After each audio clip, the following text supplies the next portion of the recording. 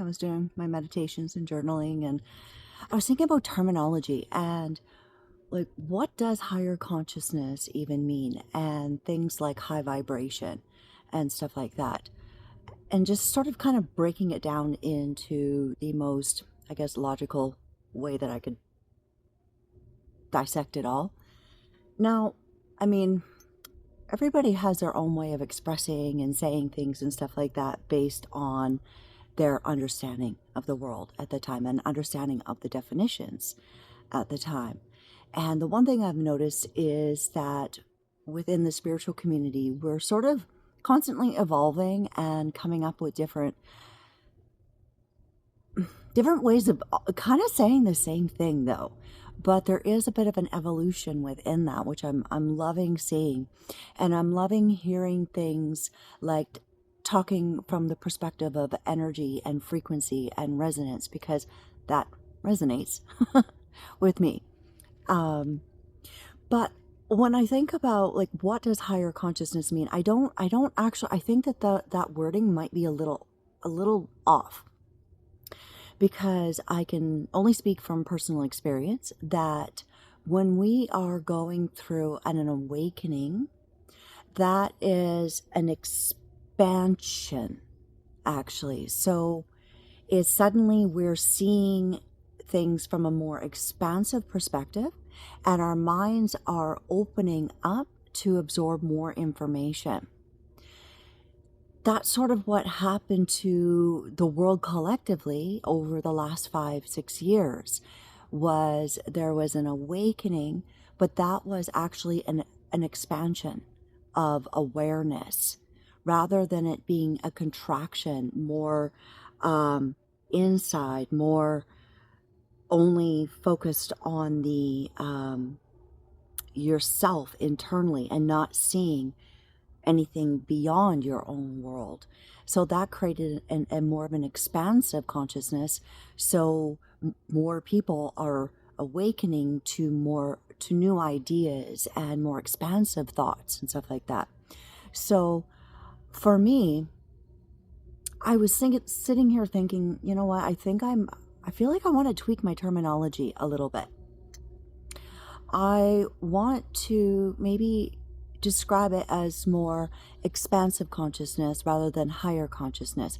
And it's not that there is a hierarchy either, because sometimes we have to go inwards and we have to retract that in order for that integration time to come in. So when we have these bursts of downloads or aha ideas, moments of enlightenment, it's really important afterwards for the integration time. And in that time, I find our bodies need a lot more sleep. We need a lot more rest, and because we're literally integrating that into our soul being at that time.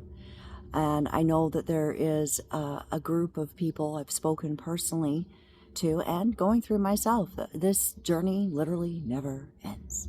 So I'm just trying to roll with things here and learn as I go. And I'm enjoying sharing and hopefully, maybe helping others along their way. But yeah, so during this time, we do sometimes need a little bit more self-care. We need to retract after we've had big amounts of info dumping and allow for that integration time. And the other thing that I was thinking about was high vibration. Like, what does high vibration mean? Because when I think about it from the perspective of, let's just say, musical notes. Let's say if we're playing a piano, right? A high note and a low note, one is no better or worse. They're just different notes. So a low note frequency and a high note frequency, they're just all frequencies, right? It's how they're harmonized and how they're played together. If you just sort of smash your fingers on the keyboard, it's going to have a distorted resonance. It's going to have a distorted frequency. But if you're playing chords and you're playing it in harmony, that harmonizes the energy within us. So it's more about, I feel like, us harmonizing our energies and coming into alignment. That's where the shadow work comes in. That's where the integration of the shadow self, and that comes through self-acceptance and learning how to sit in your body, which is an incredibly painful process, especially when we have gone through large amounts of trauma. That trauma sort of causes a distortion within our energetic body, and we're sort of living outside of our bodies. We're not inside our bodies, and we're not fully present. But the irony is coming back home, coming back inside of our bodies, if we're so used to living sort of out here in a state of flight or fight or freeze, it can feel really uncomfortable getting back inside the meat suit.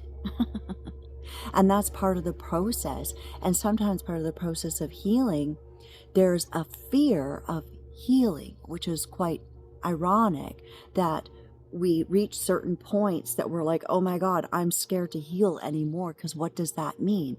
There's the fear of the unknown that comes with that as well. And as far as high vibration, low vibration, I feel it's more of an expanded consciousness, because from the perception of somebody who's in a contraction energy, and that means that's the yin energy that's going inwards. Now, when we're in trauma, we can either sort of explode outwards and be in a hyper-vigilant state where we're scanning the environment for predators all the time, and that's an expansive state. This is why MK Ultra is a thing. Side note, anybody who wants to sort of do a little bit more of a deep dive, check out Mine Unveiled on YouTube. He just did a deep dive on the Epstein files and why, and sort of like putting the pieces together, why so much interest in consciousness transference, understanding consciousness, all the rest of that stuff. So check that out. It's fascinating, and it kind of puts some pieces of the puzzle together for myself as well. But if we are personally or as a society living in a state of trauma where we are in that hypervigilance scanning, the expanded awareness means you're always looking for danger. But another spiritual elevation or evolution, I should say, is an expanded awareness. There's a flow to it. And there's an ease, there's a peace that comes with it, just a knowing. You're sitting from the observer perspective. You're not in a reactive perspective. So they're kind of the two of the same things, but one is coming from a place of trauma and one's coming from a place of being able to sit objectively and being an observer and seeing things from a much larger perspective. So those that are in the contractive stage, so that contractive stage also can be due to trauma, where we go deep inside of ourselves and we contract and we withdraw and we retreat from the world and we retreat from others because we're protecting ourselves from the danger as well. But used in the spiritual evolutionary perspective, that yin contractive state can be used for the positive of going inwards and self-reflection, becoming more self-aware and sitting with yourself and sort of asking yourself the questions. Why do I feel this way?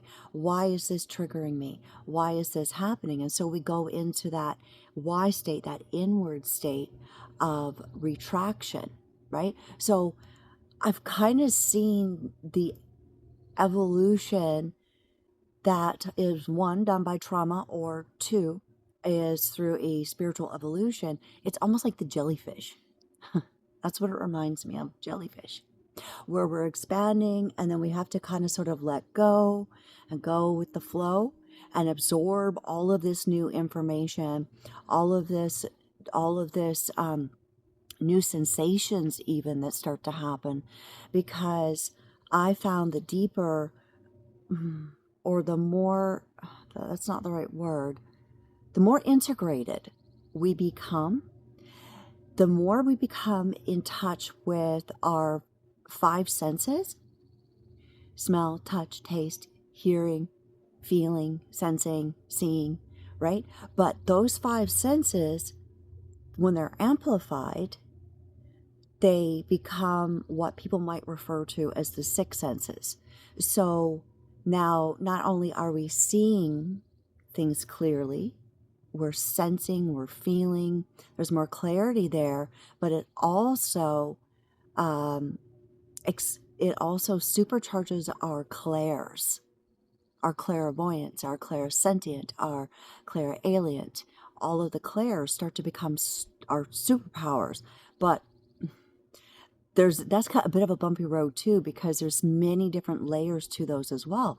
And I'm still sort of discovering what my six senses are, and because they are very unusual, and I've had no mirrors and nobody to really learn from except going inwards and trying to ask myself all the questions, and learning how to trust myself and not outsourcing my information and my validation, because that has really strengthened my faith and my trust within myself and my connection to the divine. And I think that's part of the purpose of the spiritual evolution. The inversion of it is to put us in a state of trauma where we can't get back in our body, and we're constantly going through expansion and contraction energies, and we're not able to reach that place of integration. And when we're in that place, we're not able to think clearly. We're not able to, we're more susceptible to being manipulated. And that's where mind control comes in. That's where, if anybody who's studied MK Ultra mind control or anything like that, that's how that's done. But there is always a light to a shadow side. So, yeah.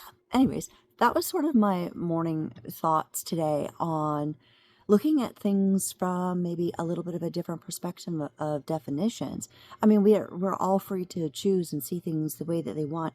These are just sort of my thoughts on it. And maybe that's also why when people are saying they're saying things like, oh, they're high vibration, it's because maybe they're in a more of a contractive state.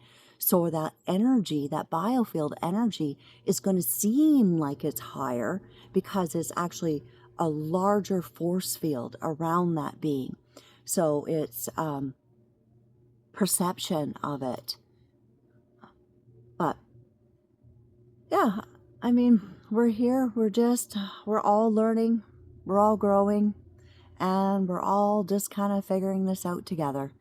And yeah, so anyways, that's my morning thoughts.